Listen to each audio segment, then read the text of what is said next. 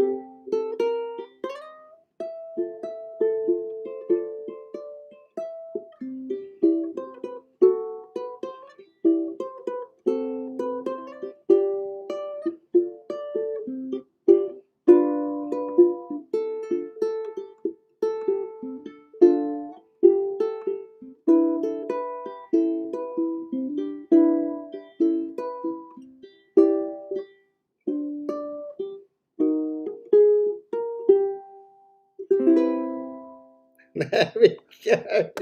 Something like that. Very jazzy. I lost it a bit at the end there, you might have noticed. I did my classic thing where I had my sheets all ready and then I forgot to turn the page, which wasn't a very good idea when you're playing live. So I had to do the last 8 measures from memory. I hope I got them right, but we'll find out later.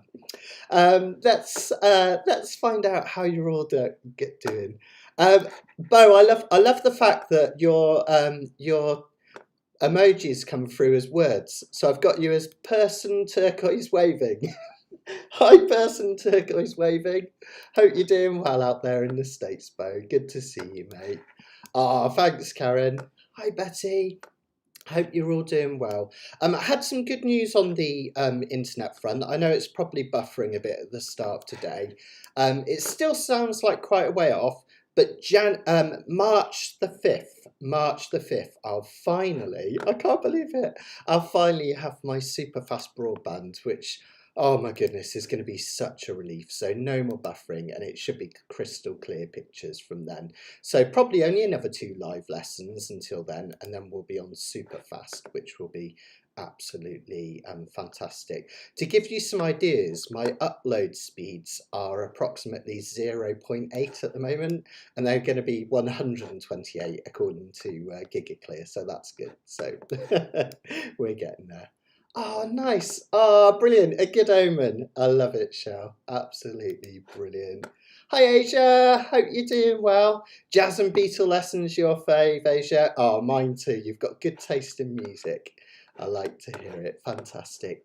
Hi, James. Raining in Sacramento. I'm getting the Canopila sheets ready today. So I've just sent them over to Karen. She's been working on them and doing a bit. And it's been raining so much here, James. We've decided to do a rain theme for Canopila on Monday. So there we go. We'll get you in the mood.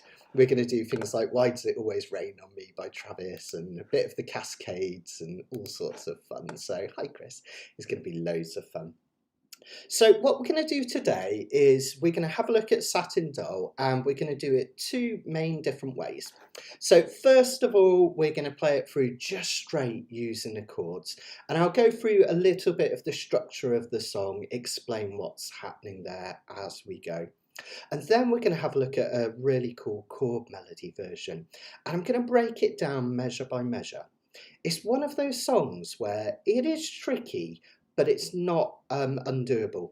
And when you look at it first, it can look quite overwhelming on the page, but I've got lots of tips and helps to make it so much easier for you. So hopefully you can get your teeth really stuck into this. And hopefully by the end of it, you'll get an idea of how these chord melodies work in terms of playing and everything, which should be loads and loads of fun. So if you haven't already downloaded your sheets, they're available to download now. You'll find them there's a link in the description, and I've linked to them in the comments as well. Let me just bring them on screen here so you can get an idea. They're probably going to be too small to follow on screen, but I'll just have them up here for reference so you can see where we are. So you can see what I mean about it looking a little bit overwhelming, but don't panic. Now you notice 3 or 4 sheets in, we've got the chords written out as well, because the first thing we're going to do is just go over the chords and play them. And when I mean that, we're going to use these sheets to give us an idea of where we are in the song, following the measures along.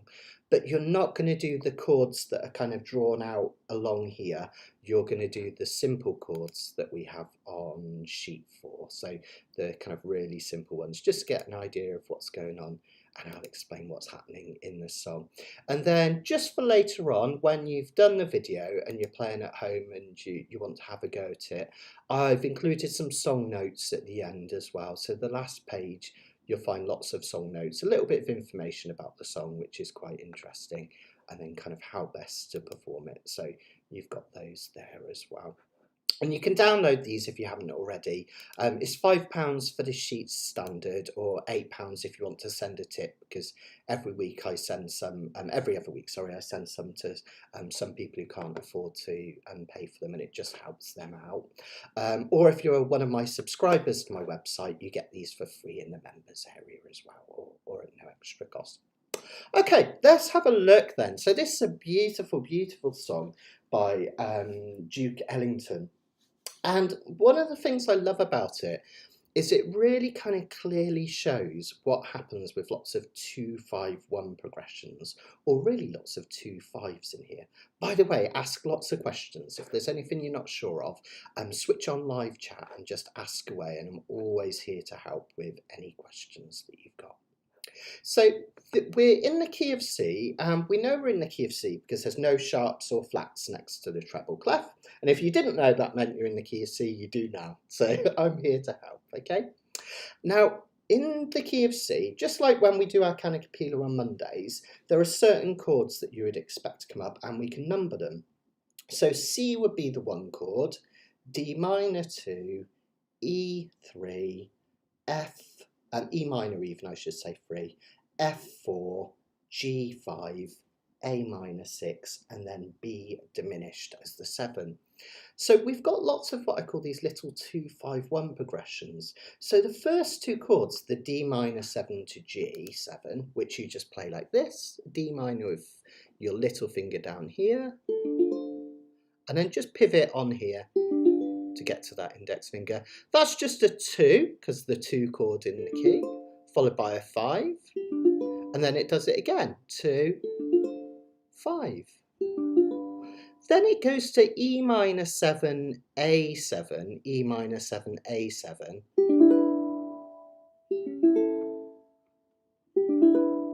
Now that's a 2-5-1 progression in the key of D. It's like we've just raised everything up a whole step, which is really sweet. So we've got the whole song is just chocked full of these 2-5-1s, really sweet. You can hear it, it's just 2-5 and then it goes up a step, which is really lovely. Ah, good stuff, Karen. Karen just bought a Pono off me last week, so she's playing it today. It's a beautiful Pono. It's got a radius fretboard and everything. So for that first line, what we're going to do, just in terms of strumming the chords, we're just going to strum 2 down strums, or 2 beats on each. D minor 7, G7, D minor 7, G7, and then just keep those 2 there for E minor 7.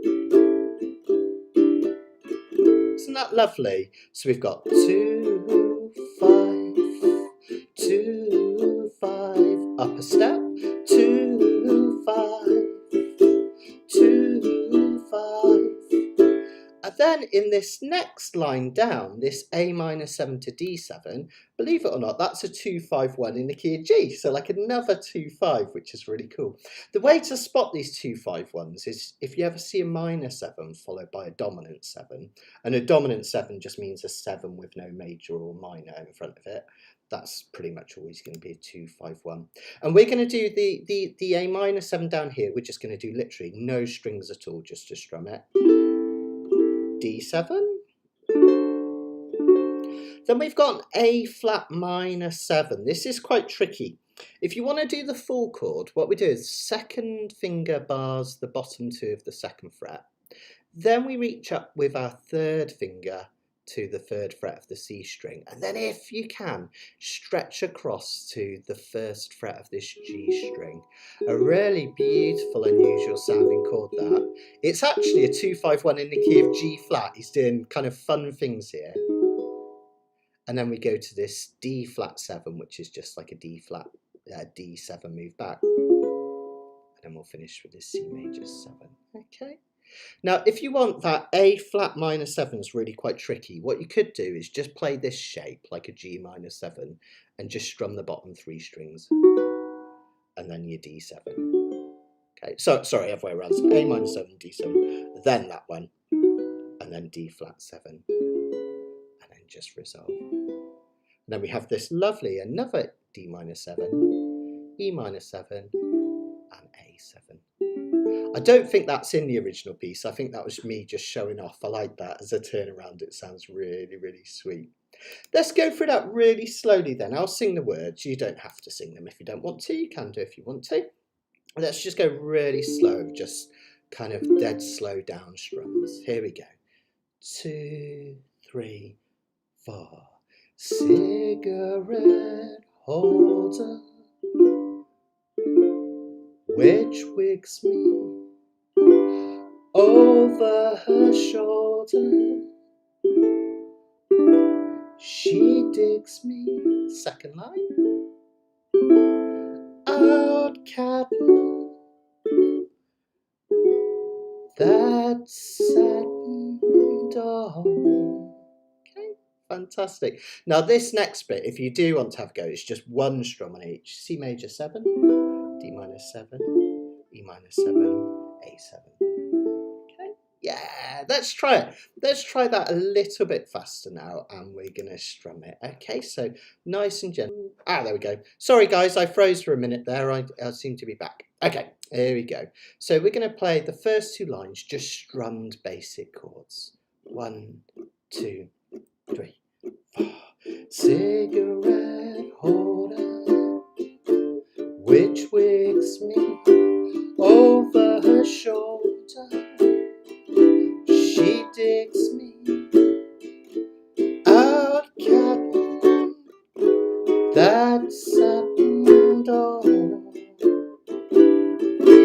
Oh no, should be 2 of each of those, sorry. 1, 2, being daft that last bit. And then we go back to the start again. Baby, shall we go out skipping?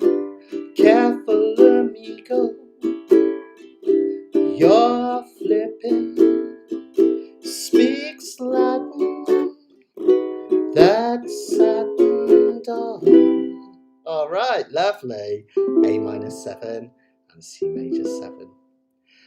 Now let's have a look. Let us know how you got on with that, guys. Just strumming and playing along. Hopefully you managed to follow that, okay?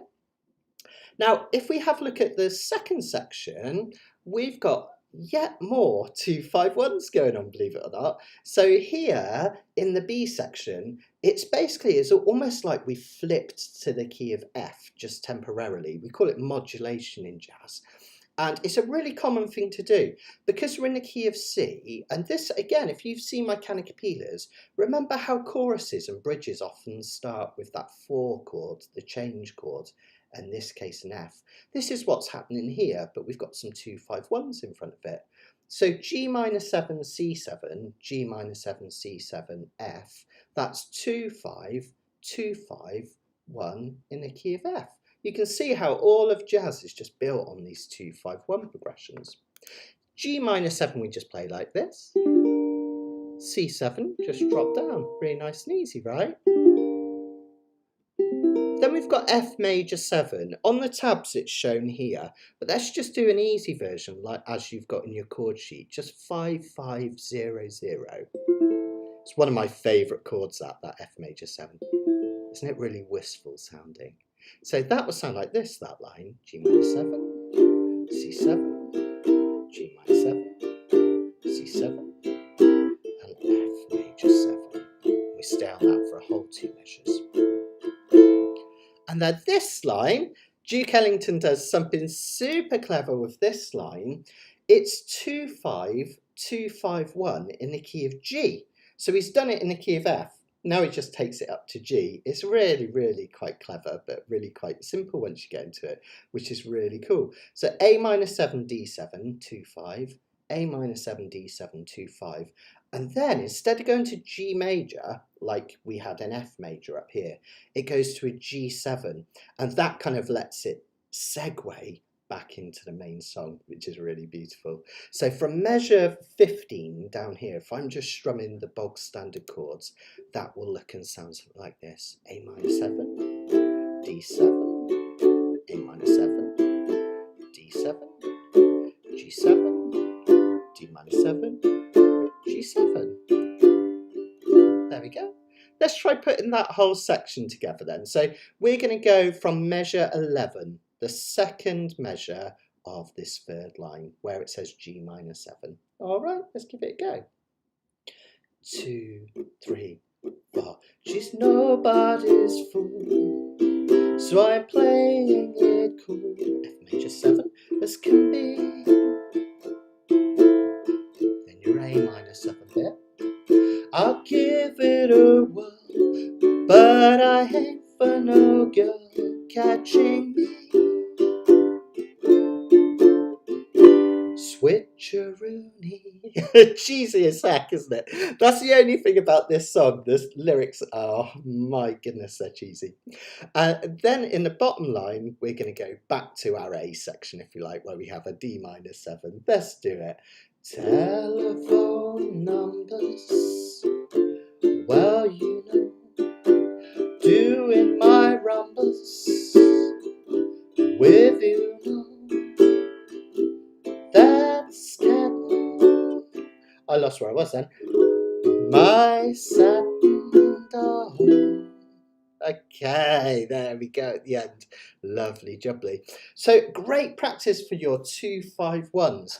And in a lot of kind of jazz colleges and jazz universities, they use this as an exercise to practice your 2-5-1s in all the different keys. Because we, as I say, we've got 2-5-1 in C, 2-5-1 in D, 2-5-1 in F, 2-5-1 in G. It's all going on, just absolutely brilliant.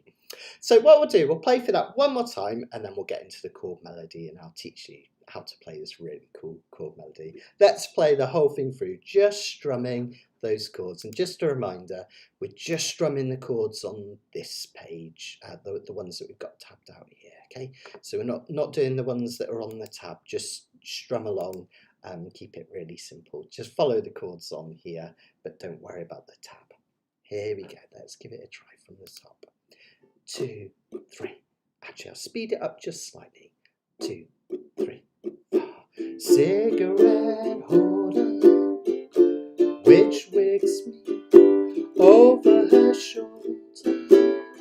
She takes me out catting that satin doll. Then we're going to go right back to the top. Baby, shall we go out skipping? Careful, amigo, you're flipping, speed sliding, my satin doll. Third line. She's nobody's fool, and she's playing it cool as can be. I'll give it a whirl, but I ain't for no girl catching me. Switcheroony, telephone numbers, well,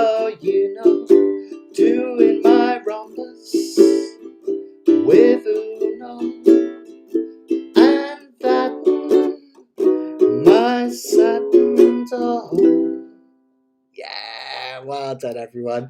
A cool song, isn't it? Very, very good fun. Okay, so let's just take a break just for a second and then let's have a look at this chord melody. So remember, chord melodies are where we take a melody of a tune. In this case, it would sound something like this.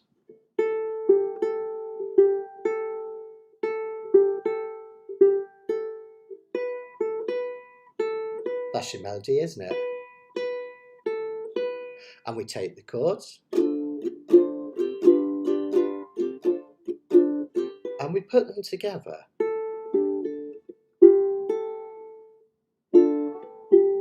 Notice you hear the sounds of the melody,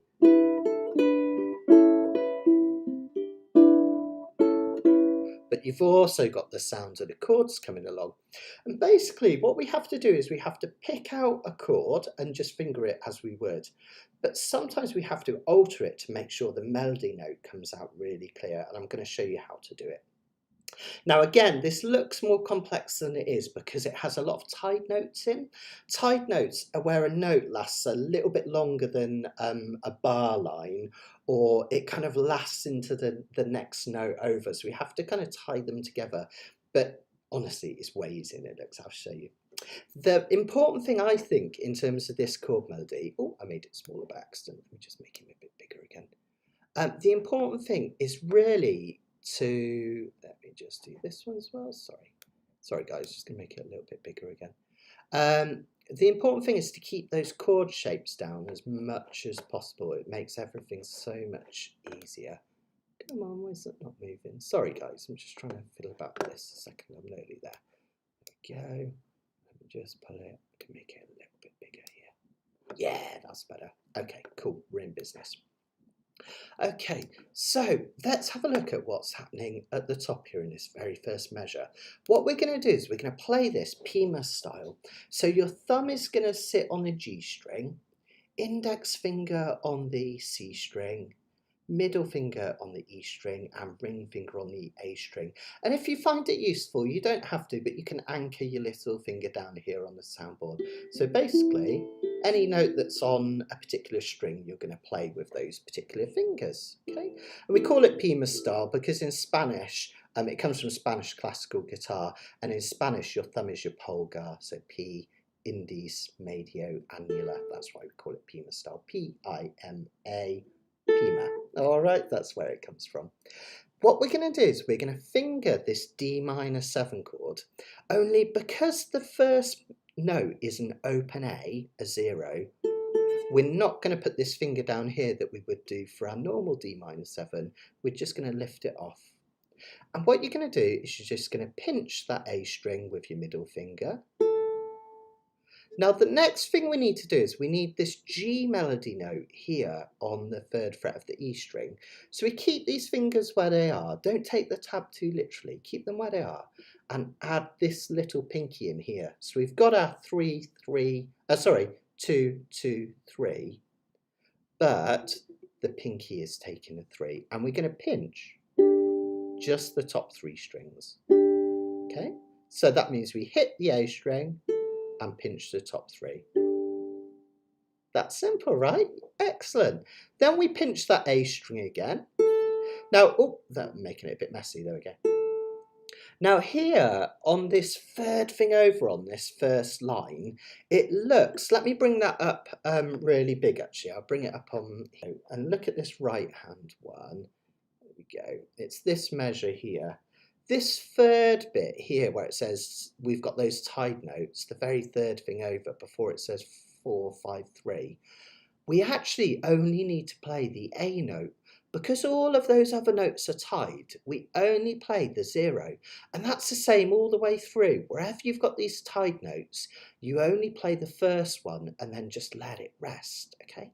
So the next thing we do is just another 0. Let's get rid of this a second and go back to normal.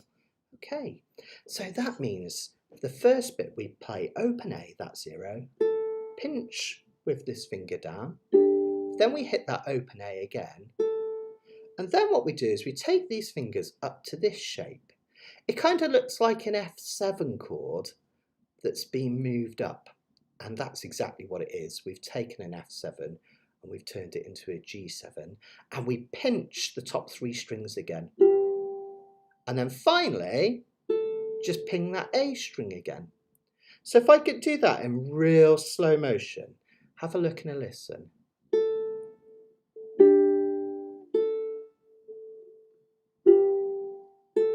Okay, I'll do that again. So I start that D minor shape down, hit the open A, put this finger down top 3, open A, move up to this shape, top 3, open A. Okay.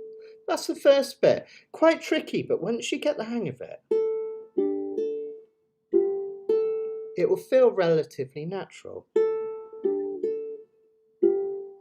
In fact, I'll pause for a second, I'll shut up for a minute, and I'll let you have a go, because sometimes it's really good to have a little try in real time. So just as I'm gabbing away, have a little play of that first measure. Remember those tied notes, you're only going to hit them once and let them ring out. Okay. The reason they're tied is that when you get to that third bit over where we're playing that open A, the other notes of the chord are still meant to be ringing out because you haven't taken your fingers away, and that's why we have to tie them. It's a bit awkward. Nowadays, when I do a lot of jazz stuff, I don't bother with the tied notes. Even if they're there, I just think it looks clearer, but that's what's going on, basically. All right. And then the next measure over isn't too bad. We go back to this D minor 7, but the melody note is this open A. So instead of doing a normal D minor 7 with this little finger here, we just play a D minor shape. And again, you're just going to pinch all 4 strings now. Then we go back up to this G7 shape up here. Remember, like an F7 moved up. Pinch the top 3. And again, that next bit, you're just hitting the open A. Because those other notes are tied, you've just got to hit that open A. So that measure is just literally this, like a D minor, G7 shape here, and then you just hit the open A. All right, let's try piecing together those first 2 measures really slowly. I'll do it once and you copy back. Then we do it again. Nice, right? Not too bad once you get the hang of it. Next bit is a lot easier because the shape is a really simple E minor 7 shape here. Now again, it's just thinking about these tied notes basically. First of all, we just hit this 2 down here, don't we? We can see that on its own, this B. And then you take your finger away, strike all 4, put this one back down, and just ping that A string. So like this. 2, like that. Yeah? Let's do that again all together. 3, 4. And then we go to an A7. And we just hit this B note after it. Okay. So that will sound like this. Does that make sense? Oh, sorry, I went a bit squeaky there. I'll do that again. Yeah, you got it? And then the next measure, just another one of these E minor 7s. A7. And again, that last bit there, you're only hitting the 2 because it's the only one without the tied notes. That last measure, just E minor 7, A7, and then you're just hitting that 2. All right. So if I go from this E minor 7, the third measure over, it will sound like this.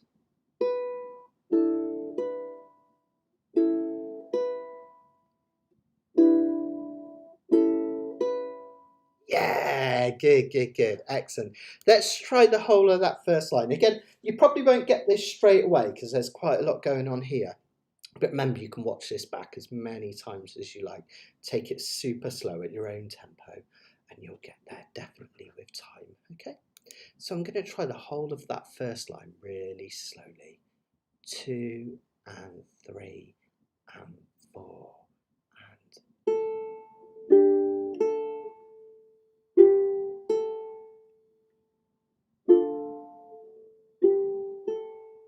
7 shape.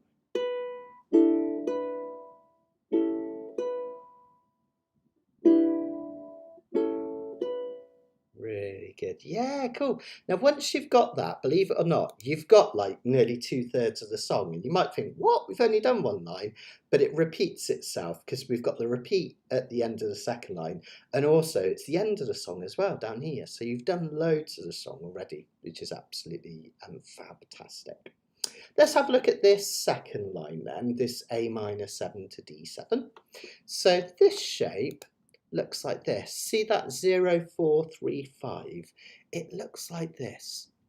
A little bit like a, I guess like a G minor 7 sus4, like this shape move forward, just like this, okay? So we've got 0, 4, 3, 5 here for this A minor 7, a beautiful sounding A minor 7. And we just pinch the whole lot, just like that. Isn't that lovely? Then we go to a D7, just bog standard D7 with a bar. And we just put our little finger down on the 5th fret. Remember, tied notes again there, look folks, on measure 5. So on that second D7, we're only hitting the 5. The rest is just ringing out. So that measure will sound something like this. Shape one more time. D7. And that high D. Yeah, really good. And then finally, just to finish off this first section, we're going to do it the hard way and then the easy way. I'll show you the hard way first, and then I'll show you a bit of a cheat to make it easier. This is an unusual chord shape, this. We're going to bar the whole of the 1st fret, and then we're going to put these 2 fingers down here on the 3rd fret of the C string, 2nd fret of the E string, like this, okay? So that bar, and we're going to pinch all 4. This is your A flat minor 7. Okay. Then the D flat 7, we just leave that finger where it is and put this little finger on the 4th fret of the E string. Notice we're just pinching 3 strings. Whoops, that's better. And then the next one, the next D flat 7, look, tight notes again. You've only got to hit that one there, that B flat, okay? So after you've done this 1, 1 and 4, just pinch the A string with any finger. You've already got your finger on the 1, okay? And then finally, just play the 3rd fret of the G string, okay? So measure 6 will look something like this.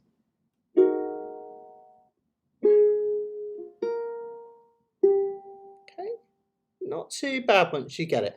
Now that A flat minor 7 is quite uncomfortable for some people to do with the bar and those 2 fingers.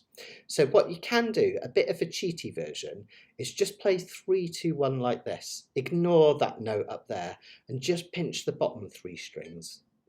Still get the right sound, right? And then here you can just concentrate on the 1, 1, 4. And again, yeah, absolutely, Karen, it's quite a lot to take in. It can be quite overwhelming when you're doing something big like this. I did actually think this might have been a step too far for a live lesson, but I thought, no, I'm going to go for it. We can do this, right? You just got to be patient with yourself and take time. I was talking with one of my students yesterday, and we were talking about kind of how challenging we should do with our pieces and whether things were too hard or too simple. And we both agreed that the best thing to do is to just push yourself to the edge of your comfort zone. Because if you're in your comfort zone, of course, you're never going to improve. You're just going to stick on that plateau. But if you do something that just appears that bit too hard and really work at it, then you can make those big leaps, which is fantastic. All right. Obviously, you don't always do something this hard, otherwise you drive yourself mad, but it's good for the challenge, right, isn't it? So what I'm going to do is I'm going to go from measure 5 through measure 6 to that 3, the G note in this C major 7. All right, let's just do it really slowly.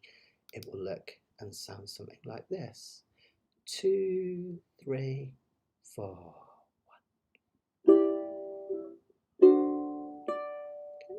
Then this shape.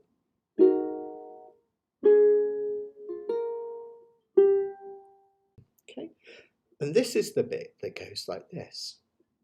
3, 4. cloud curtain, my satin doll. Yeah, really good. Lovely, lovely. Now I'm going to make a bit of a, again, I'm going to show you the hard way and the easy way on this next bit. I think the hard way might be a little bit too much. When I was looking at this arrangement, I thought if I was writing out this arrangement again, I'd probably do the C major 7 differently. See the C major 7 at the start of this first repeat? It's 2, 3, 4, 5. Now, if you do want to do it that way, it's basically like going up the stairs, almost like when you play an E minor, but we're going to go one further. So you put a finger at the top there as well, and you pinch all 4 strings. It's a lovely sounding chord, that C major 7. But if you like, what you can do, and this is what I did when I did the demo, because I chickened out, what you can do is you can play this C major 7. Which is actually just as equally beautiful, I think, 0, 0, 0, 2. They're both perfectly valid C major 7s. Then we go to D minor 7, just bar the whole of the 5th fret. You can pinch the top 3. You could pinch all 4, to be honest, doesn't make much difference. Then we come back here to this D minor 7, another version of a D minor 7. The E minor 7, what we do next is we take these fingers. Again, looks impossible, but actually, when you think about it, all you need to do is just lift all of those fingers up 2 frets. And that gives you this E minor 7. Okay. Then we come back to our bog standard E minor 7. And then finally, bog standard A7. Like I say, that's just me having fun. I kind of like this as a turnaround, this.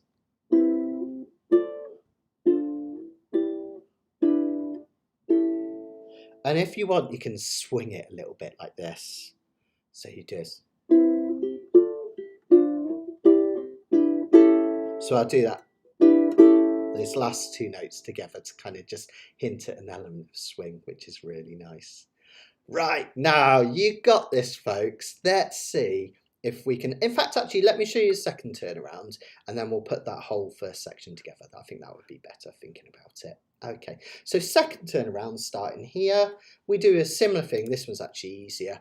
We hit this 3, and then we do, again, you can either do this tough C major, oh, I'm getting it wrong now. You can either do this tough C major 7 like this, or just this one here is fine.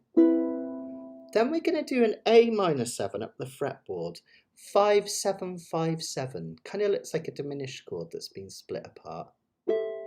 If you find that difficult, and you can scribble this in with a pencil if you've printed it out, try 5, 0, 0, 7. Still get a cool sound of an A minor 7, but you don't have to worry about these 2. It's not quite as complete, but it does work. And then just pull back to this C major 7. All right, just has a different feel to it. So what I'm going to do now, really slowly, I'm going to do this like painfully slowly. So if anyone is watching and not playing along, this will sound a bit horrible, but it will allow you to follow it and work out what's going on. All right, I'm going to play the whole of the first 2 lines twice. Okay, so we're going to play it down to the first repeat where you've got the thick line and the 2 dots. Then we're going to play exactly the same, but we're going to ignore the first repeat and jump straight to the second repeat. Whenever you get the 1 and 2 repeats, you only ever do each one once. So the first time you do the number 1 measures, the second time you do your number 2 measures. All right. Yeah, I like that. I like that, Karen. Yeah, start with something simple and then work your way up. Absolutely, absolutely. And then maybe end with something. Quite often with my students, I forget to tell them this, but it's something that I do a lot. It's nice to just finish with just thrashing out a song that you really enjoy. You know, sometimes I'll do, you know, like Brother Is This, Somewhere Over the Rainbow.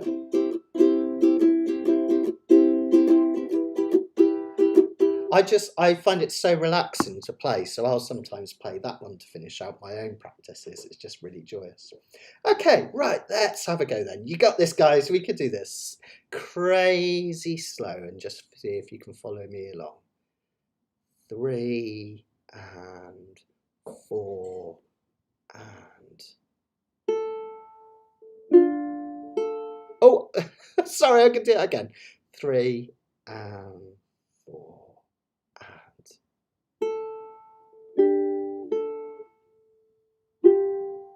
Second measure. Third measure.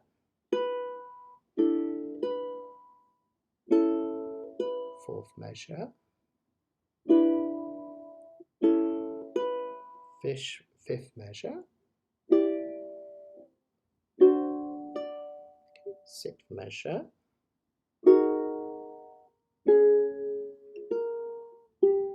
Then the first repeat.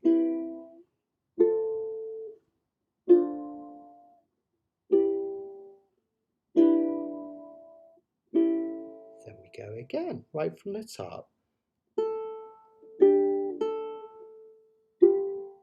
Second measure. Third measure. Fourth measure.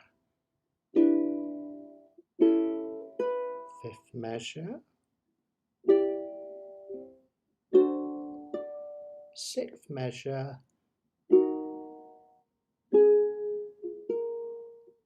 Second repeat. And back down. Really good. I'm going to pause there and see how you got on. That might still have been too fast for many of you, but that's absolutely fine. You can watch this video back and it's there.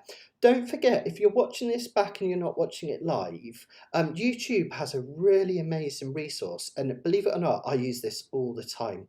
Quite often, if I'm trying to work out something one of my favourite players is doing, like Corey Fujimoto or Jake Shimabukuro, I'll watch their videos and I'll use the slow down button. If you click the 3 dots in the corner, don't do it now because we're on a live feed, but if you click the 3 dots in the playback, it will open up settings and you can alter the playback speed, and you can play it at 0.75 or even 0.5. The brilliant thing about it, and I think this is a great resource that YouTube don't shout enough about, is that it keeps the pitch the same. So it slows down everything down, but the pitch doesn't slow down, so you can still play along and see what's going on. So if you're ever trying to figure out what's going on in one of these videos and it's a bit too quick, try that playback speed button. It's such an amazing resource, and as I say, I use it all the time. It's a really, really great thing. Let's carry on then with what we've got going on here. Really, really fantastic so far. You guys are doing really, really well. Let's have a look at measure 11 then. So this is going into that B section. Remember, this is based on this G minor 7 chord, which looks like this. Again, watch for the tied notes. It's not as bad as it looks. We keep this G minor 7 shape down and we put our finger down on this 3rd fret. You can either use your little finger or your 3rd finger for this C note, this 3. Then we strum all 4 with the G minor 7. The next thing we do is we just lift off and just hit the open A string. Because there's a tied note, remember, we don't need to hit the whole chord again. So again, I do that again. 3, whole chord, open A. Then we do this 0, 0, 3, where we've got a kind of hinted C chord, but we finish at the G note because that's the melody note. And then off an A. And remember that 0, 0, 3, you only play it once because it's tied. And then 0, 1, open A, B flat. Then we go to this G minor 7 shape with this 3 added again, and we strike all 3. Come off and just do the whole G minor 7. Lift off for that open A, and then that 0, 0, 3 again. Okay. So again, it looks harder than it is. If I play it really slowly, you realise it's relatively simple.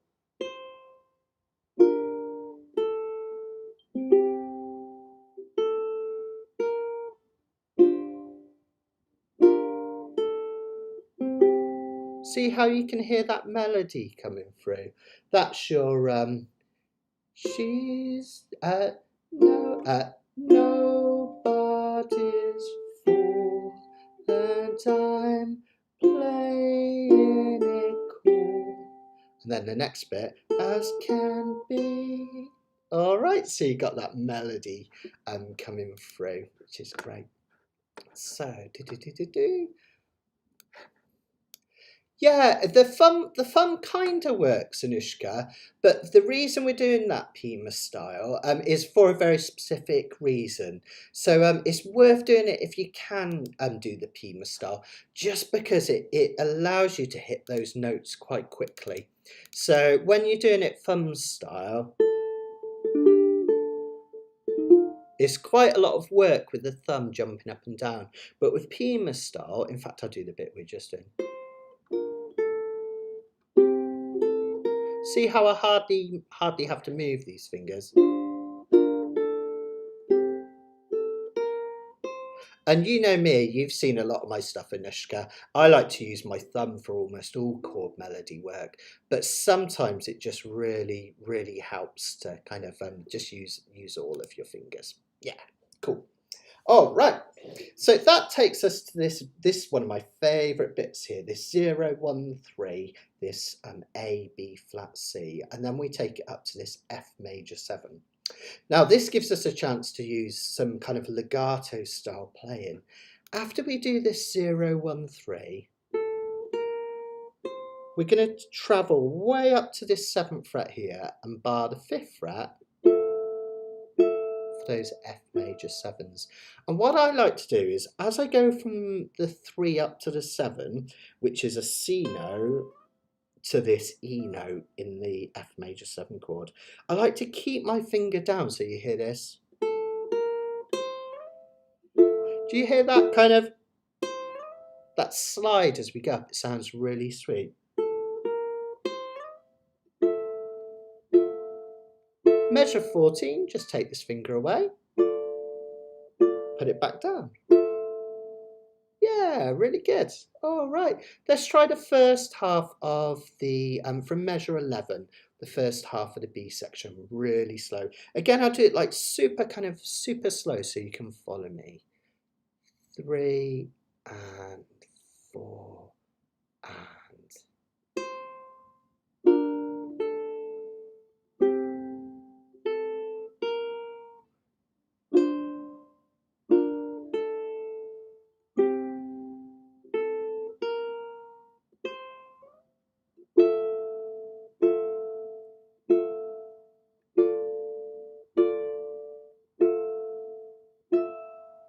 okay, fantastic. Lovely jubbly, lovely jubbly.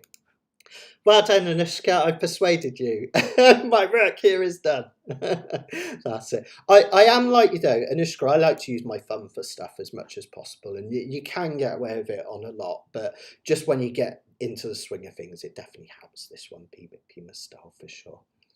Let's have a look at measure 15. Doing really well, guys. We're actually nearly there, because after this, we just repeat the first section again. So this bit, measure 15.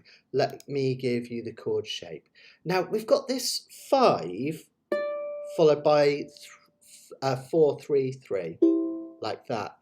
Now, what I do to make it easier, when I go to the A minor 7, I put these fingers down before I hit this 5, this D note, because immediately afterwards, look, I can take this away. And remember again, we're only playing that once. We're only playing that A minor 7 once. We drop back to the 2. We play the whole of a Hawaiian D7. Only once because it's tied, okay?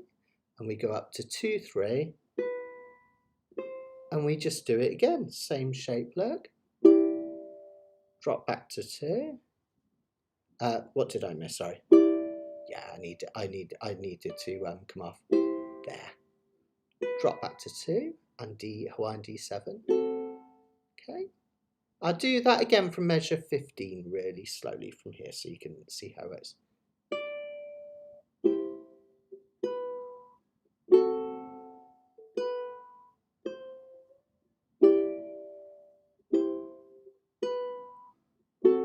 Okay.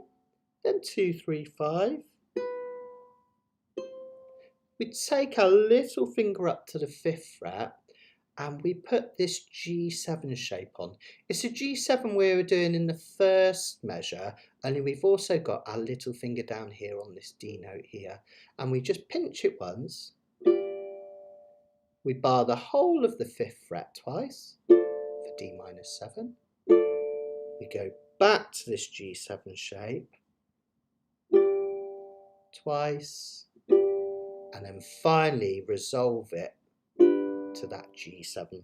And when you come back from this one, what I do is I lead with my index finger. It allows me to drop that down. All right.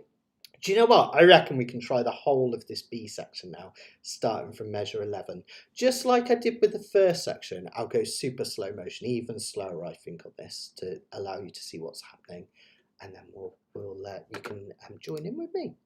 Let's give it a go then. So from measure 11. Okay, here we go. Really slow. Get this 3 first.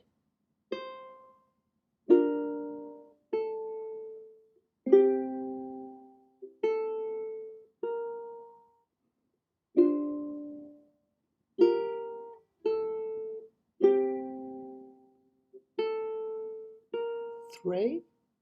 Take it up to the F major 7. Next line, take it off. Put it back on. And then get this A minor 7 shape in with this 5.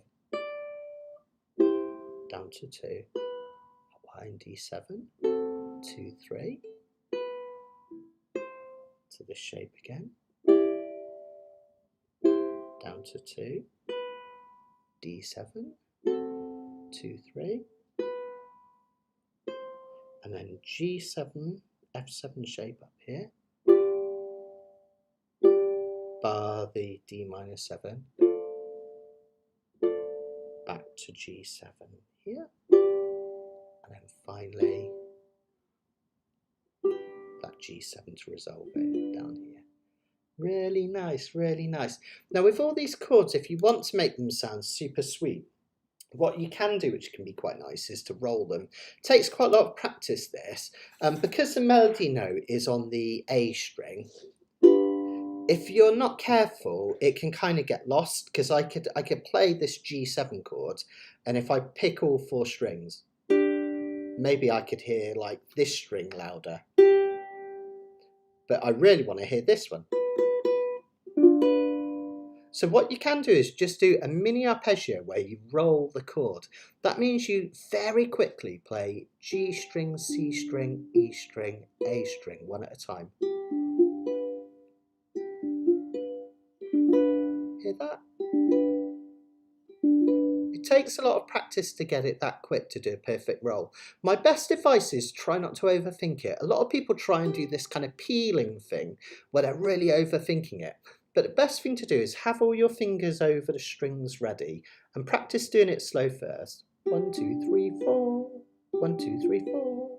1, 2, 3, 4. And you basically just go a little bit faster. And you want to get it there.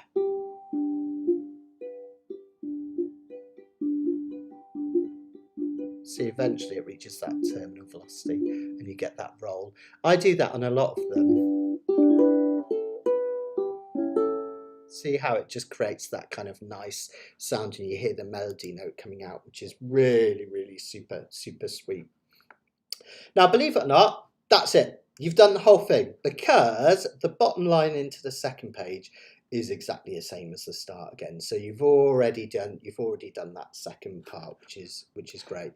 Yeah, that's a lovely analogy. I like that. Yeah, a lot like touch typing.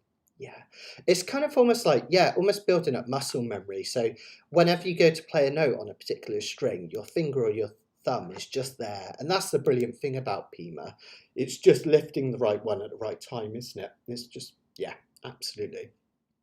And again, just to reiterate, the reason we got that PIMA is that when you do it at super fast speed, you know, you could kind of...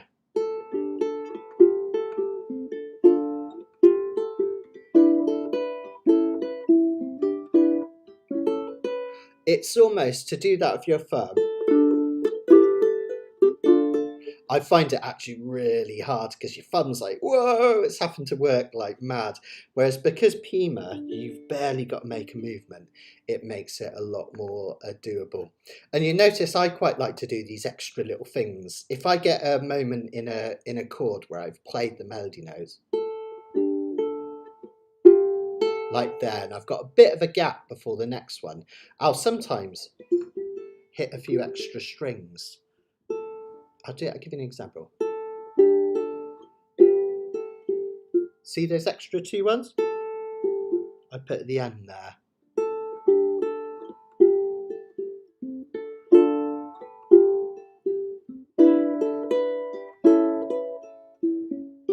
It just fills it out a bit. So I sometimes do that from habit. And again, with Pima style, it allows you that option where you can add those extras in, which is a really, really great thing to do. Before we try piecing the whole thing together, there's not much in terms of kind of musical directions here. It says swing at the first, which we're doing just by kind of pausing some of those chords. Notice at the end and in measure 10 on that C major 7, we're using a little bit of vibrato.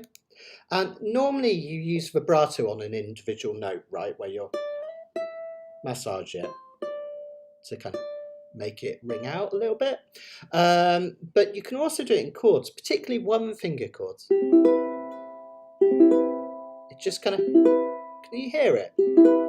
It elongates that B note and it gives it a slight wobble. Remember, we're doing Pima style, but you can still give it a little wobble.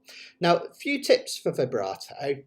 First things first, thumb off the back if you can. Even without a strap, you can do it as long as you're holding your ukulele a little bit this end. Okay, so thumb off the back. The reason is we want to really shake that hand. And when the thumb is on the back, you can do it, but it's a bit harder to wobble it. It kind of makes it a bit more stationary. So I find if I take my thumb off the back, I can really add a little bit more velocity and a little bit more movement into my wobble. The other thing is, really imagine that this finger's grown roots into the fretboard, okay? So it can't move from side to side like this. Imagine something's glued it in place. And it's the wobble. It's not moving from side to side, it's wobbling. Finally, notice that the wobble is coming right down from my elbow. It's a whole arm movement. A lot of people try and do this kind of strange thing with their wrist, which looks really uncomfortable. Allow that whole arm to wobble. Okay, and that will just give it a little bit of vibrato.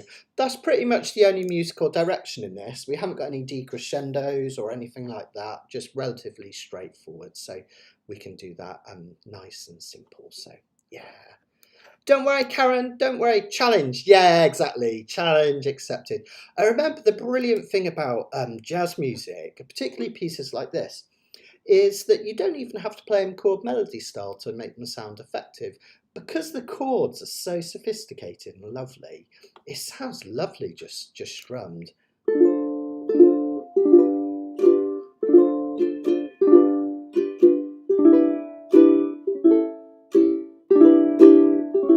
So, you know, you could, whilst you're not quite there with the chord melody, if that's the case, really enjoy just it played as a rhythm piece. And it's a beautiful thing to do. Just really have lots of fun. I think what we'll do then, let's try it, the whole thing, the whole shebang. But again, way below tempo, so you can just follow it through with me one bit at a time. And if nothing else, this can be an exercise where you can play the video back and use it as a bit of a reference to see what you're doing at any particular point. Let's give it a go. So remember, we're going to play the first 2 lines to the first repeat. Then we're going to play them again and we're going to jump to the second repeat, and then we'll play it all the way out. I'll try and kind of flick the page when we get towards the second page. All right, so we can follow it over.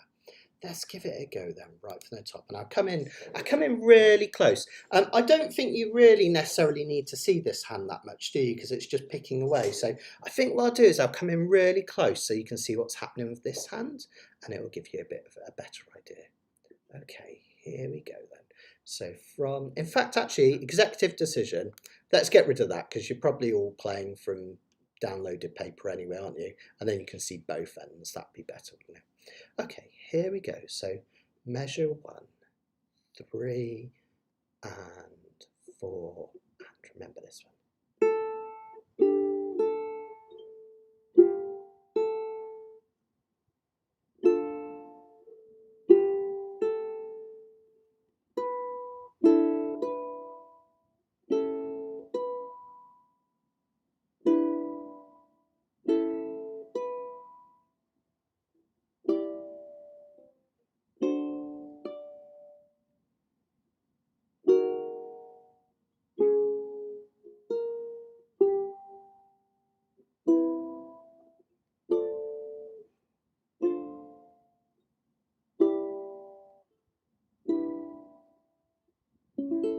Back to the top.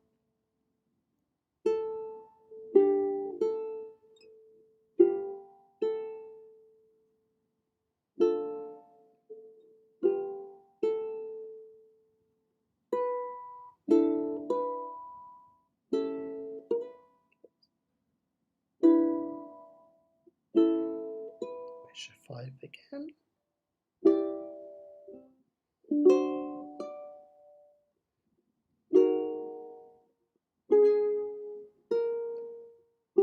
Second repeat.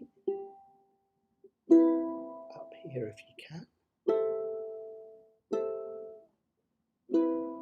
Okay, now measure 11, the B section.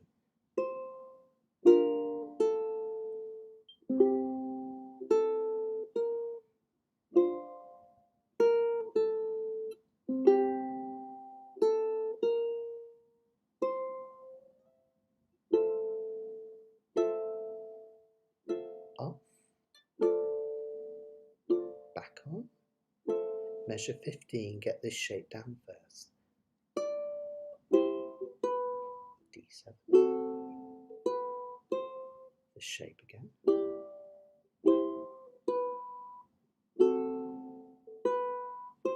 F7 shape moved up. D minor 7. Back to that F7 shape moved up. Traditional G7. Okay, now we do the opening section again, measure 19.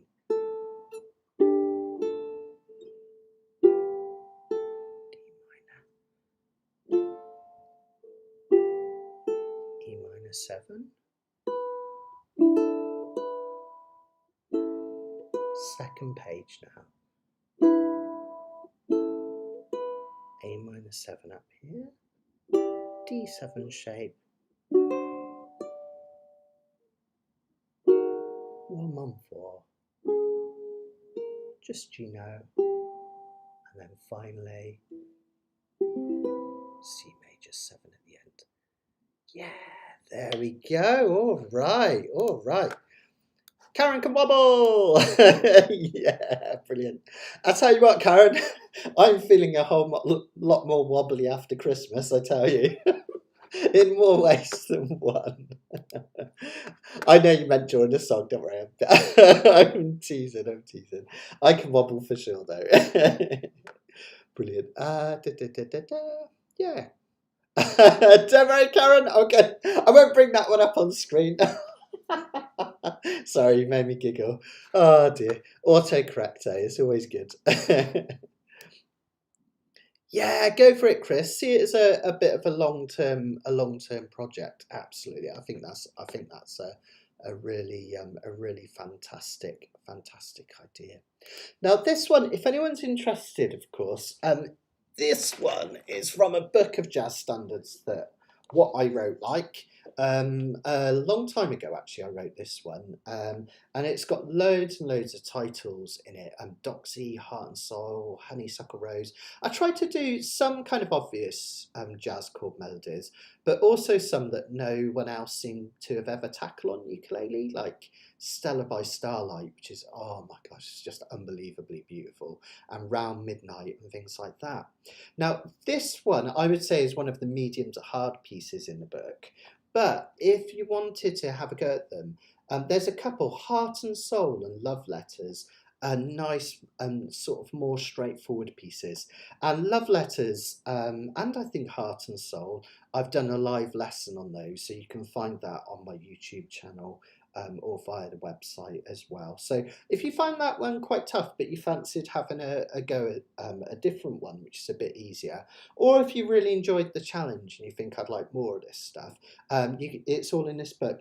Unfortunately, it's out of print now, just because I sold out of them and I haven't had the wherewithal to get them printed up again yet. I will do eventually with a new edition. I've got some new songs that I'm going to put in it and launch it as a new edition.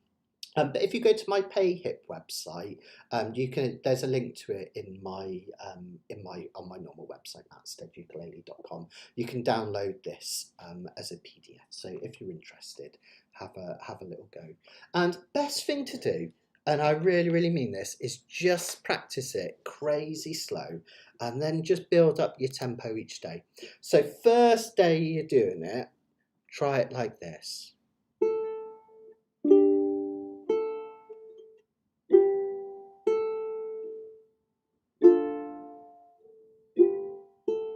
Second day.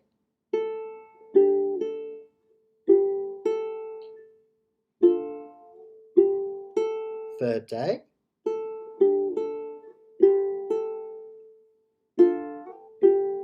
Fourth day.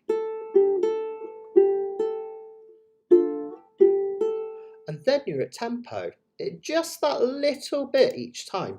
And honestly, the more you do it, you could even take it 2 measures at a time like that, building up the tempo, getting more confident with it. And you'll find that it will settle into place eventually, because your fingers will just build up the muscle memory, basically. It's one of those ones where I play, when I do it live, because I do this one live quite often, I'm not really thinking about it.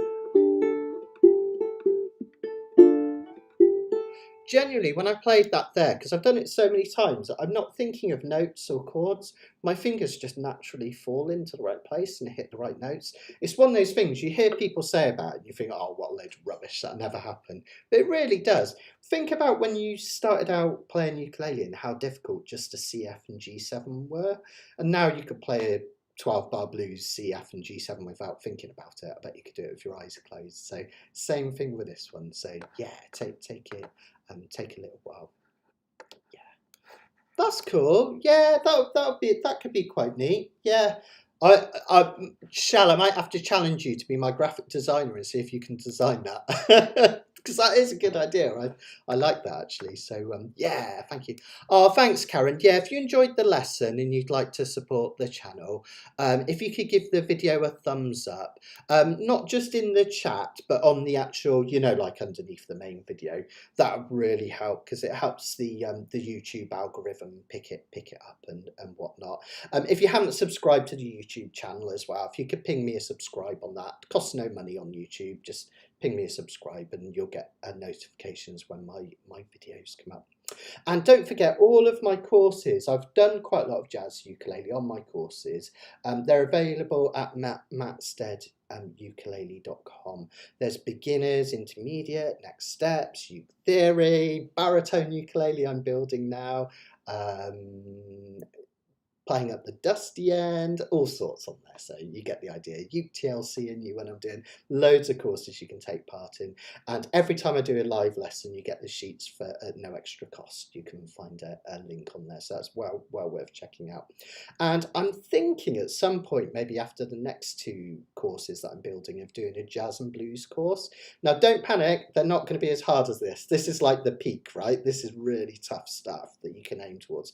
But I'm going to do a blues and jazz course, so we can look at song structure, 12-bar blues, some of it really simple stuff, and then we'll have the complex stuff in there as well, which will be really good fun. So all that to come, which is really, really great.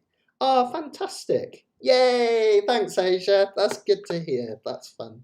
That's absolutely fantastic, thank you. Music to my ears, figuratively and literally. Thanks, Charlene. You can do it. You can do it.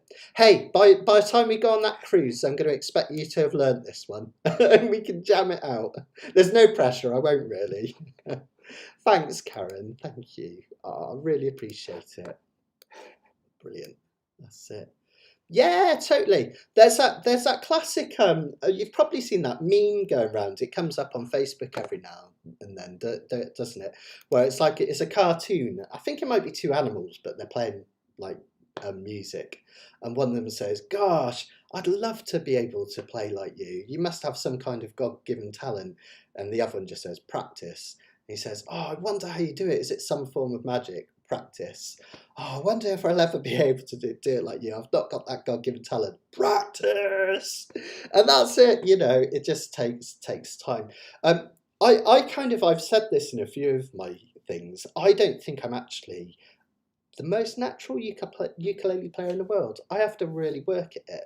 I think I'm able to understand music and hear music really well. That side of it I find like really easy, but the actual physics of some of this stuff I actually find quite difficult, and I always have.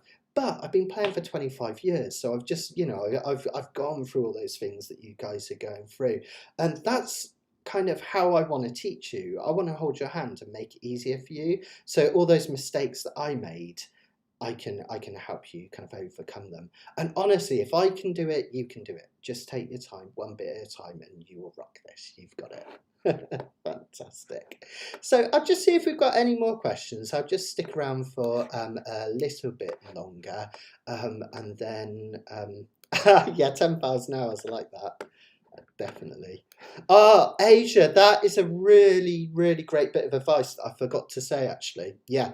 Anytime you're doing a piece like this, particularly a chord melody, it really helps to listen the heck out of it beforehand. Particularly jazz, because some of it can be quite complex and syncopated. So I will listen to various versions. One of the best bit of one of the best bits of advice I was ever given from a jazz tutor, he was a guitarist, not a ukulele player, was to listen to the Ella Fitzgerald versions of things. The reason being is that you know what jazz is like. You listen to John Coltrane playing a piece of music, and it doesn't sound anything like Miles Davis playing it, which doesn't sound anything like David Brubeck playing it, which doesn't sound anything like, it goes on and on, Bill Evans playing it. But Ella Fitzgerald, she kept the melodies quite true to the original. So if you ever kind of want to learn a piece of jazz music and you think, I can't think which version to go for Ella Fitzgerald. Plus, she's an absolutely beautiful singer, and she was a great person, right? So it's a good one to check out. So have a listen. There'll be a version for her doing Satin Doll. I'm absolutely sure of it. In fact, I think she did a version with Count Basie. I think I've got that right. So yeah, check it out. And of course, you can always listen to the Duke Ellington original. For my kind of tuppence worth, I still think Duke Ellington was the best jazz musician of all time. I think if you look at his pieces and the way he mixed the blues and that kind of exotic sound as well, that early Harlem sound with sophisticated jazz, I think his compositions were just out of this world. So Duke Ellington's one of my favourites, just absolutely amazing. Listen to something like Black and Tan Fantasy. That's really interesting. Sorry, I'm going off on a bit of a jazz one, but Black and Tan Fantasy took a funeral march. It basically molds together the blues and a funeral march from New Orleans into this like really amazing, sophisticated piece of 4 minutes pop song. It's just like genius, right? So yeah, that's one of my absolute favourites. So there we go.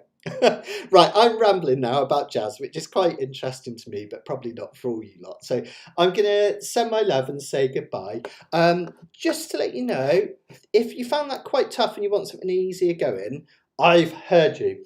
The next Wednesday live lesson in 2 weeks' time, we're going to look at understanding time signatures.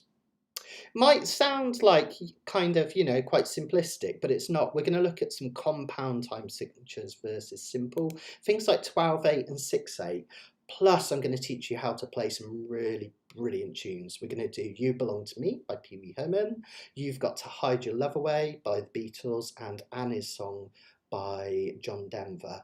And they're going to be strummed. Nothing as complex as this, but it's going to be really enjoyable. And by the end of it, your knowledge of time signatures will be like this. You'll be really locked in.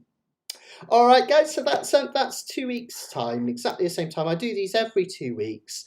So that's Wednesday, 7th of February. And don't forget, I'll be back Monday as well for our next Canigapila, where I teach you to play using chord boxes rather than the traditional way of, rather than the kind of written out way of playing things, and teach you to solo and have loads of fun. So you can join me this Monday. This is every Monday at 6 o'clock. All right then, guys, I will see you soon. Take care, everyone, and enjoy your ukulele, and I'll see you soon. Bye.